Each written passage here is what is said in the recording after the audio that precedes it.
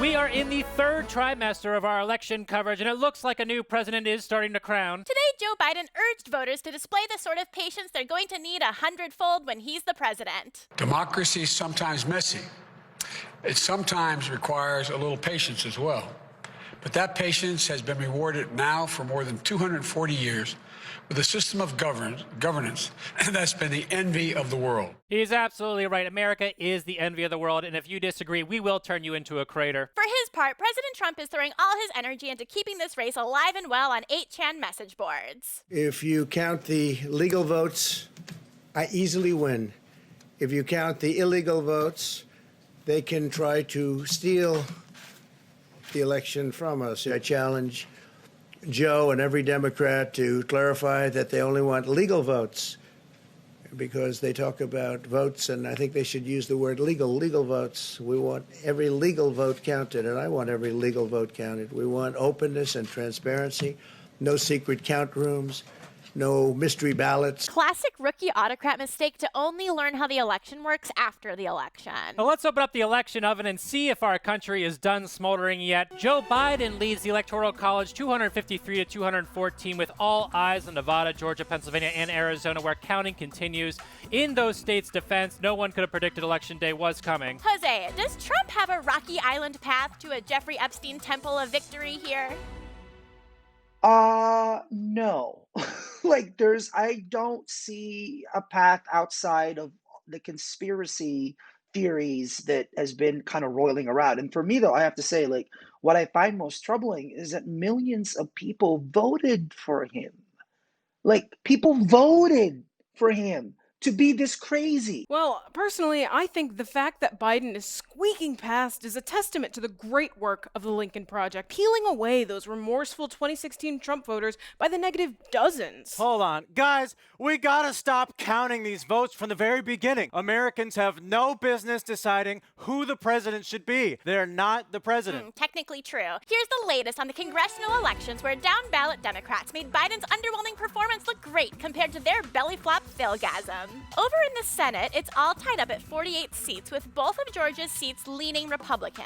This means a renewal of everyone's favorite buddy comedy. Chuck Schumer smiles as Mitch McConnell feeds him a ramen bowl of wet turds. Meanwhile, in the House, Democrats enjoy a 209 to 193 advantage, but Republicans gain 6 seats faster than Robbie Mook can sink the Democratic Party. Now, Democrats can have the House, but they will never take away the uneducated white vote. And as soon as us uneducated whites figure out how to fill in a bubble without thinking it's a black jelly bean and eating the ballot, it's over for you hoes. I gotta say, the Democrats put so much money behind centrist losers, and then so many more progressive leftists won. That means progressives gained relative strength in the party. One can wonder if this was Pelosi's plan all along, and one can realize it wasn't. President Trump dispatched Eric and Rudy Giuliani to Pennsylvania, his crack team of men who can handle anything but Sacha Baron Cohen in a wig. Not a single Republican has been able to look at any one of these mail ballots.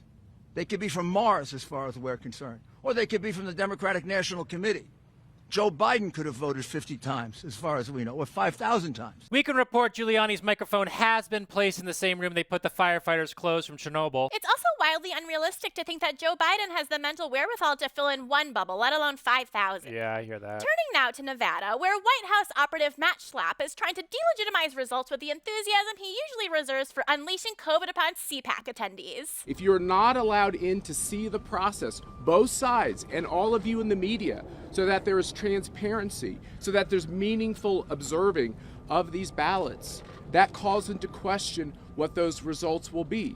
Matt Schlapp truly is made for this moment, or destroying a figure skater's knees outside a practice rink. Jose, does anything say good faith defense of the legal process, like sending in 2 tomato red men without law degrees? I think President Trump is just desperate, and anything he can do, if he can bring voters in from Mars and Venus, I'm sure he will. You know, Matt Schlapp was performing these same anti-democratic stunts during the Florida recount in 2000. For the Republican Party to survive, I think it needs to start prepping the next generation of creepy, depraved operatives. Trump's henchmen are right here, guys. I need to see each and every ballot if I'm going to believe the results. I don't even believe Biden won California. I'm not sure that he's running for president, to be honest, and I won't be until he sits on my face and says so. This is not the Republican Party I know. The Republican Party I know was much more subtle about their subversion of democracy. It's really sad. Now we turn to the White House, where Donald Trump is painfully confronting the idea of a loss, according to one of his 2 remaining staffers who hasn't been fired or hospitalized. CNN's Dana Bash says a source tells her Trump is feeling down and starting to see this slip away. I don't blame the guy. Frankly, losing to a Democrat is utterly humiliating. Rumors are circulating that after Trump's next career as a super spreader event planner, he will run again in 2024, a race he will almost certainly win because life in America is just like that. There are some aides and advisors who are starting to talk about the potential,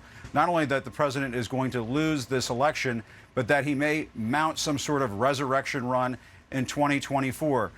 This possibility has been discussed, I'm told, inside the Trump campaign by some aides and advisors, and that some have even talked about it with the president himself. A reality TV star as president? Now I've heard everything. It's ridiculous. Jose, do you think Trump has a shot in 2024 after America's resounding negligible rebuke? I think he absolutely has a chance in 2024. I think this is way bigger than this election. Imagine if Trump had run an actual disciplined strategic campaign.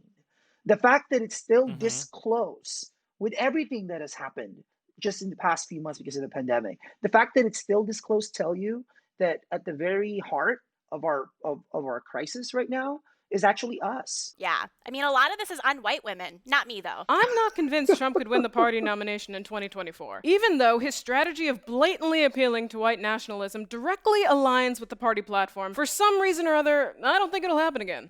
Wow. I don't see anything wrong with America right now. Trump is an absolute badass for considering a run in 2024. These dirty libs will probably throw him in jail by then, so my boy is probably going to Shawshank his way out. And Mr. Trump, hit me up if you need me to sneak into prison a couple posters of them gorgeous Payless shoe models.